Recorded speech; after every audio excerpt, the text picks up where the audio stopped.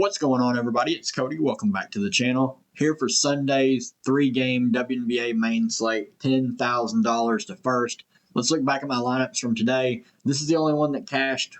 Bit unfortunate, but I did make most of my money back in the showdown. It is what it is. As soon as we got the news that Baby Sabali was out, I mentioned in the premium stream that I didn't think they were going to play Izzy Harrison. They haven't played her any meaningful minutes whatsoever. I thought they were just going to play Stewie as a small ball 5, and that's exactly what they did. I played Stewie in all 3 lineups. Unfortunately, she had her floor game. It's just part of it. Unfortunately, Bree Jones continues to just absolutely smash. Lexi Hull was a great play once we found out she was starting. But this is like the top of the mountain for Lexi Hull. You're not ever going to really expect much more than 20 fantasy points. And if her price gets closer to like 6K or a little bit more than that, I'll have no interest. Natasha Cloud continues to just nuke off. 8K, hopefully that's what made her popular, and people don't just think like she's going to be a super mega star on this team. She's sun running right now. I mean, 7 stocks, 13 peripheral stats, 16 real life points. I'm almost a 50 burger. Jonquel Jones was the best play on the slate. I played her in all 3 lineups. I locked Jonquel, Stewie, and I played Bree Jones in 2 of 3, I believe. Ryan Howard in 2 of 3. Ryan Howard is another one we need to talk about. She shot 2 of 11 and still 4 extra salary. She has a monster game in her coming up. I mentioned in the stream as well how high I was on Kennedy Burke. I played her in 2 of my 3 lineups. She had an okay game, 4 turnovers. She played the exact amount of minutes that I thought she would. Caitlin Clark, bit of a down game. Misha Hines-Allen, only 13 minutes, which is just weird. Dallas rotations, I don't understand. Then I played a low-owned Natasha Howard and a low-owned Sabrina Ionescu in this lineup. Sabrina had a good game for 9,600. Natasha Howard got in immediate foul trouble, lost out on early minutes, which really sank her upside. Let's talk about these 3 games tomorrow, though. Washington at Phoenix. Washington, 7.5-point dogs, over under 161. Las Vegas at Seattle. Seattle, 5-point dogs, over under 162.5. Chicago at LA. Chicago, 4-point dogs, over under 159.5. A lot to like on this 3-game slate. I really like when they make it the early game on these split slates a showdown and separate them. That way we don't have slate locking at 2 o'clock and we have to wait an hour after that game is over before the other games even start like we did on Friday night. Let's start on the Chicago side. Who knows what to expect from this team? They have gotten just demolished in both games that they've played this season. Angel Reese has played 25 and 27 minutes. Would expect 30 to 32 if the game is competitive, but this looks like the worst team in the WNBA. They look abysmally bad. Rotations are super deep. He's playing 9-10 players. Reese has big upside if the game is competitive at 9,600. We know the rebounds are going to be there. The opportunity is going to be there. Ariel Atkins just not getting any quality minutes. Hopefully that's just due to the massive blowouts. Maybe she's going to play 28, 29, 30 minutes tomorrow if the game's competitive. She's a good fantasy point per minute player. For the most part, obviously, last game against New York, it was not there, but the 8 shot attempts are solid. Camila Cardoso, 7,100, really busted hard last game, but pretty much everyone on Chicago did. There's some upside in playing someone like Camila Cardoso, but the more they play together, the more I just don't see Angel Reese and Camila Cardoso working together. I think one of them is going to have to go. Courtney Vandersloot, 7K. She's fine. She's going to get you some peripheral stats. If she scores double figures, she's going to get there most slates just because she's going to be fairly cheap. Will coming off the bench at 6K. Probably can't get there on a 3-game slate. Kia Nurse, I will just never play. Shot 1 of 5. Picked up a couple peripheral stats. Cool. She is purely scoring dependent. 20 minutes and 19 minutes, and she scored 12 fantasy points in 2 games. Would much rather play Rebecca Allen, who's much more active when she's on the floor. She'll get you some rebounds. She's a much cleaner shooter as well. She won't just stand in the corner. She'll move around. Well, not a great play, but I think if you're dipping in this range here, I would much rather play Rebecca Allen and save some salary. Everyone else here, I have no interest in. Bantam, you could talk yourself into, but I just don't know how consistent the minutes are going to be if the game is competitive. On the Spark side, still waiting on Rakia Jackson news. She's missed the last 2 games due to the concussion. So if she's in, I'm not paying 8,900 for her. If she's out, Barker would be a solid value option at 5,500. 28 and 29 minutes in the 2 games that Rakia Jackson has missed. Shot 1 of 7 and 2 of 7, but the peripheral stats were up this last game.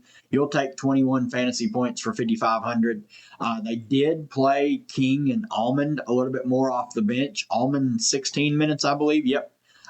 Didn't do very much with it, but the minutes were there. Odyssey Sims completely DNP in the fourth quarter, so definitely something to keep an eye on. It looks like they might be trying to have a change into the guard there, and would really like Julie Almond if they start her over Odyssey Sims. Zura Stevens, 8,600. Love the price tag on her. It's a fantastic matchup going up against her former team. We know she can absolutely go off. Only took 3 shots this last game against Golden State, which was super, super weird. She's going to stuff the stat sheet. That's what she does. If the shot attempts are there and she scores well, she can nuke. Then the 2 up top, Hamby's going to play close to a fantasy point per minute. She had a really big game last time out, 42.5 fantasy points. And then Kelsey Plum, she's just going to play the entire game. She's going to command a ton of usage, going to take a bunch of shots. If she's going to stuff the stat sheet at all, pair her with her shooting upside, 10.9K is probably a little bit too cheap for her.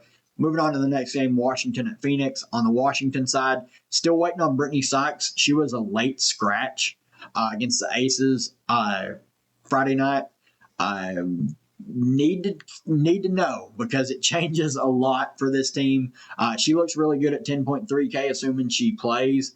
Sonia Citron, 8,200. She played huge minutes after Brittany Sykes was ruled out. 36 minutes against the Aces, played really well. Kiki Iriafen, both the rookies just shined against Las Vegas. 35 minutes for Kiki, 17 and 13, 3 straight double doubles. She's looking really, really good. Dare I say, Rookie of the Year contender. I think she's got a stronger case than Citron at the moment, but both. Washington hit a home run in this draft class, and we haven't even got to see Georgia Amore yet. Unfortunately, won't get to till next year. Need to also know about Shakira Austin. Is she going to play tomorrow? Obviously, hasn't played very much. She's in concussion protocol again. My guess is she's probably out, but I don't have a good read on Brittany Sykes yet. If Austin is out, would mean safer floor minutes for Kiki Iriafen. Assuming she doesn't get in foul trouble, I think 32 to 34 minutes is safe for Kiki. Dolson had her best game of the season, 31 fantasy points. She went 8 points, 8 assists, 6 boards, 2 stocks in 29 minutes. So if Austin's out, I think we might have to dust off Big Mama. I think she's a fine mid-range play. Jade Melbourne drew the start for Brittany Sykes, 5,800. If Sykes is out again, I think she's a good play. Sug Sutton, I mean, as bad as she is offensively, if Brittany Sykes is out, 33 minutes, that's a lot of time to be out there at 5,300. I think you can consider her. And then of the bench pieces, Ingsler barely got any run, only 5 minutes. Sika Kone played 10 minutes, didn't really do anything. Lucy Olson, their other rookie, played 16 minutes, was the best player off the bench. They only had 8 players Friday night. So definitely keep an eye on that. If Sykes is out, would open up quite a bit on that Washington team. Going up against Phoenix, who wants to play fast, not going to play very good defense. So should be a pretty high-scoring game. On the Phoenix side, it's Sawtoo and AT going to dominate the usage on offense, as always, until Clea Copper returns. Sammy Whitcomb and West Bell, both of these girls' minutes were up on this last game. Obviously, Sammy really just 3-ball or bust. She may get you a couple peripheral stats, but that's it. West Bell got the most minutes of the season for her, but did not do anything. Only shot 1 of 4, 5 peripheral stats and a block, only 13 fantasy points. So 5,700, really tough to prioritize her. Kalani Brown did not look very good against Seattle this last time out. Minutes were down on her. Alexa Held retook the backup point guard role, but they're just going to play the hot hand. That's another thing with this team. Like, Held got more minutes this last game because she was playing better. The game before that, it was Laxa. And then this past game against Seattle, Laxa did almost nothing. Uzan, she's going to get a little bit of run, though I can't play her because her offensive, her limited offensive skill set. And then McConney at 3,500, I think she's a fine, cheap option. 24 and 23 minutes in the last 2 games. She's played really well in those 2 games after the dud of the opener, but she's stuffing the stat sheet, getting a few stats at 3,500. I definitely think you can have some interest there. Then the last game of the day, Las Vegas at Seattle. On the Aces side, Asia Wilson, 11.9K. I mean, she played 38 minutes against Washington. Kind of ran about as bad as she could. Shot 5 of 13, fewest shot attempts on the season. Still just stuffed the stat sheet. 5 stocks, 17 peripheral stats, 15 real life points. Still put up almost 50, and it was like running as bad as she possibly could have. Jackie Young had a big game at 9K. This is the upside that she has. She's going to stuff the stat sheet. She can score. If Asia ever has a lacking scoring game, it's probably going to be one of Jackie Young or Joel Lloyd stepping up in the scoring. Obviously, Joel Lloyd hit the game winner, but as you can see, 2 of 9. She had 5 peripheral stats, 2 steals, and only scored 20 fantasy points. She shot 2 of 9, but she is super, super score independent. Really hard to prioritize her. I would much rather play Chelsea Gray, who's going to stuff the stat sheet. Yes, she's going to take her own shots, playing quality minutes. So I prefer Chelsea Gray to Joel Lloyd. Anytime players are around the same price point, play the same amount of minutes, one has maybe a higher scoring ceiling, but no peripheral upside, I'm going to take the one that has the peripheral upside. Dana Evans, 4,800, definitely think she's in play. Minutes have been super consistent for her, 19, 23, and 20. Even though these past 2 games she hasn't scored very well DFS-wise, the minutes are there. Stokes, 4K. Not going to do anything on the offensive end. It's strictly what you're going to get in the peripheral categories. I think 4K is about the top. I don't know if I would even consider playing her. Anytime she's sub 4K, I think there's merit to it. But 4K and over, she just has no offensive ability whatsoever. And then everyone else here, like Bradford, kind of fell out of the rotation, didn't get into the game until the 3rd quarter. Mitchell, just not a good fantasy point per minute player, and it's a 3-game slate. I'm probably staying away. Then on the Seattle side, they ran an extremely tight rotation once again. The only update to it was Alicia Clark only played 13 minutes. She looked bad when she was on the floor.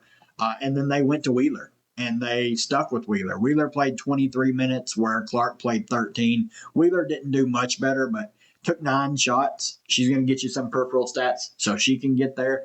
Main thing is, I don't really think you have to play any of them. Like Wheeler's a little bit overpriced. Clark is definitely overpriced. But it's really the main 4 that are still underpriced. NECA, 9,900, fresh off like 2 really good games. She's north of a fantasy point per minute player. Skylar Diggins absolutely nuked off last night, just soaking up all that usage that Joel Lloyd left. She's an elite passer. She is a gamer. She's one of them that I always say will fight for your money, playing huge minutes, 36, 37 minutes, massive, massive ceiling at 9,100, one of the best plays on the slate. Ezzy Mabagor, 8,100, not really had any good games yet, 16, 28, and 20, 32 minutes though. The big game is coming for a player like Ezzy. She's just too talented not to have that. And then like Gabby, 7,800, bit up and down, but she's going to get the peripheral stats. She's one of the best defenders in the WNBA.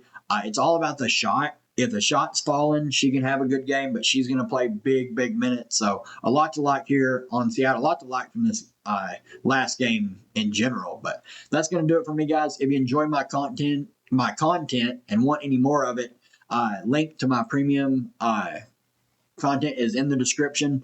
Offer a whole bunch of different packages, offer a whole bunch of stuff, underdog draft rankings, roster construction videos, exclusive Discord, just a bunch of stuff. But if you guys will hit the like button, the support's been crazy to start this year. Really appreciate everybody. And I will be live tomorrow morning for Underdog sponsored stream. Going to be doing some live drafts, just kind of relaxing, shooting the shit. And then tomorrow afternoon, I will be live on YouTube for a free stream, 4 o'clock Central Standard Time, 1 hour before these games live.